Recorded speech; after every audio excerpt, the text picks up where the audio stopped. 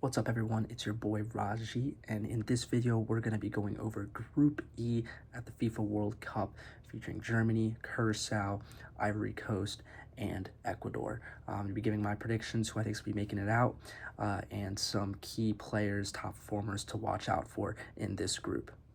Now, looking at the whole group overall, I think this is one of the most underrated groups in terms of how competitive it is.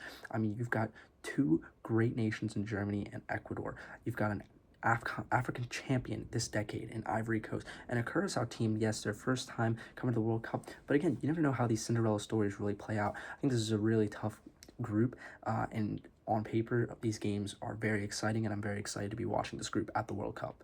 All right, starting off with Germany, one of the powerhouse teams at this World Cup, arguably a top 5 squad, and it's very easy to see why.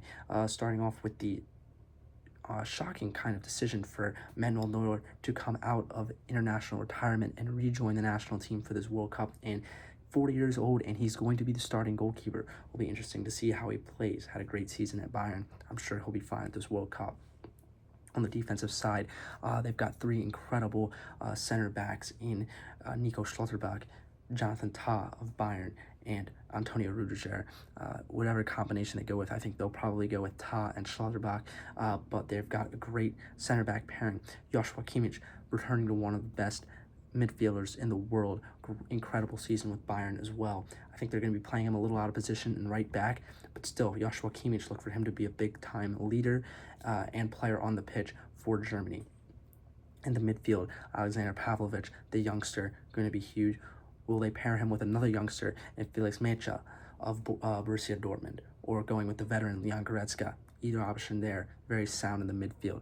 And going into the German attack, obviously Florian Wirtz, not the greatest debut season that he wanted at Liverpool. However, he's always been a phenomenal player for the national team. He's going to be huge. Jamal Musiala coming back into the 10, looks like he's 100%.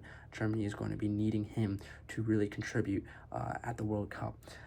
On the right wing, looking at the youngsters, Lennart Karl, being backed up, or Lennart Karl coming in for Leroy Sané of Galatasaray. That's a very solid wing pair right there. And at the 9, you've got 3 great options. Kai Havertz just won the Prem with Arsenal, Dennis Undava Stuttgart, and of course Nick Woltemade, who didn't have the greatest second half of the season with Newcastle, but again, with his stature, his frame, can be very, very impactful off the bench.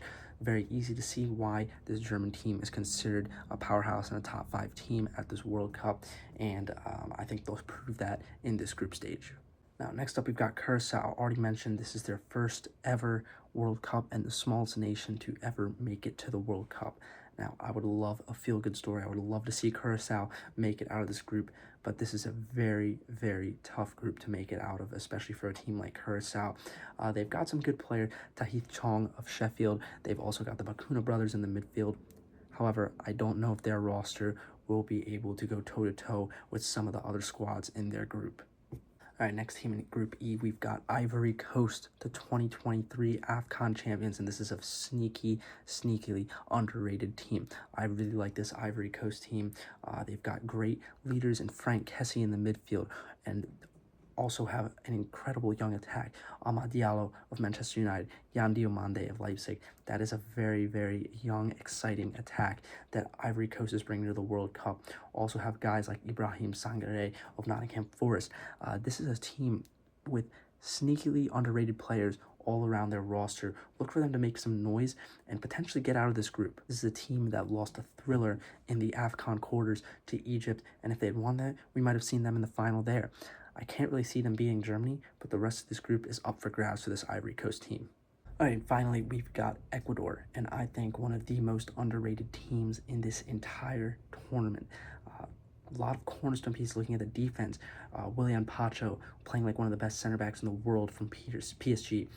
Piero Hincapié just won the Premier League with Arsenal. Looking at the midfield, obviously Moise Caicedo from Chelsea.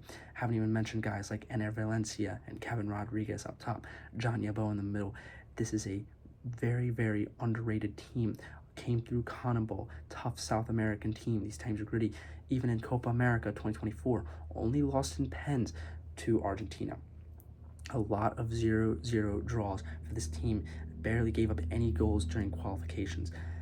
this is a tough team, and look for them to potentially shock Germany and take this group. I like this Ecuador, and I think they're very underrated. Now, looking at the full slate for Group E, the final day. Again, FIFA did a great job scheduling these matches, Germany and Ecuador on the final day. That game will probably be for the group, and it's the game of this group, of course. The two powerhouses in Group E going at it on the final day. So that will be awesome to watch. I think both Germany and Ecuador shouldn't have a problem with Curacao. Ivory Coast will be a problem. I think they can go toe-to-toe with both those teams. These African teams are tough as well.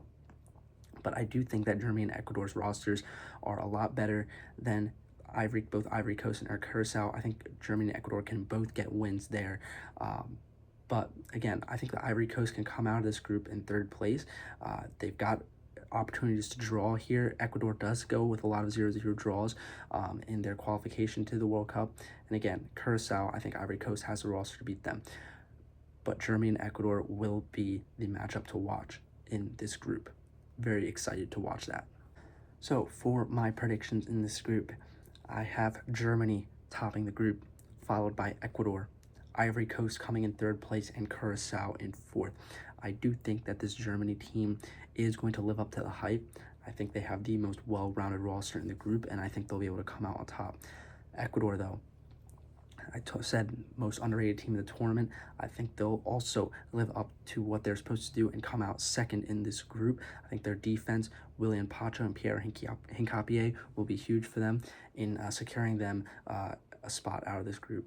Ivory Coast in third, I really like this team, and I think they can even make it out as one of the best third-place teams. So not really a knock to Ivory Coast, but who knows? We could see a shocker. If they can pull off some draws, they might be able to jump into the second spot.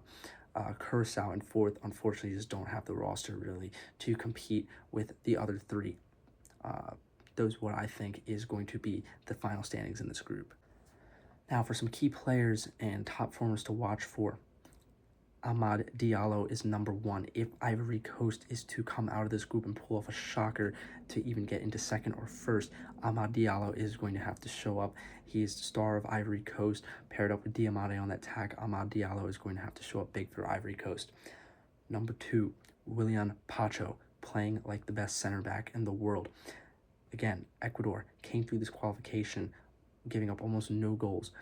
Willian Pacho was a big part of that. He will continue to be a big part of that. And if they can do that in the group stage, in Group E, we might even see them coming out in first place. Finally, Florian Wirtz. If Florian Wirtz can return to the star form that saw him as a record transfer fee to Liverpool, obviously didn't have the best debut season, but if he can come into his full form for Germany, watch out for that Germany attack. Germany will go far in this group, and Florian Wirtz will play a big part of that. Those are my big three guys to watch out of Group E. All right, those are my predictions for Group E. Thank you for watching. A lot more to come. Let me know, what do you guys think about Ecuador? Are they really underrated? Who do you think is going to come out of this group? Still have 7 or 8 more groups to go over, so a lot more content coming. Thanks for watching and stay tuned.